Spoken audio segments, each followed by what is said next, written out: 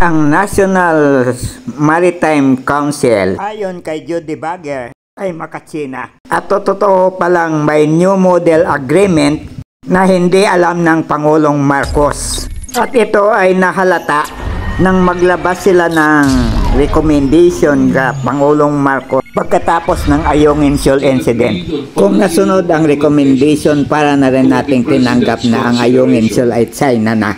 Among these recommendations is the announcement of the rotation and reprovision missions to the BRP Sierra Madre in Ayungin Shoal, which shall remain routinary and will be scheduled to recruit security. Yun ang gustong-gustong marinig ng China.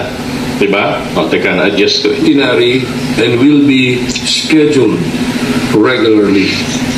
Diba? Akmang-akma sa gusto ng China. The West Philippine Sea.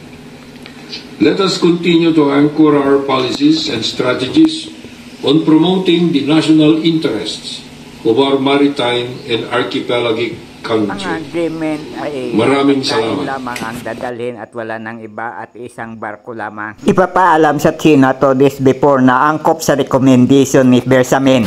Pagsabotay yan sa palisi ni Presidente.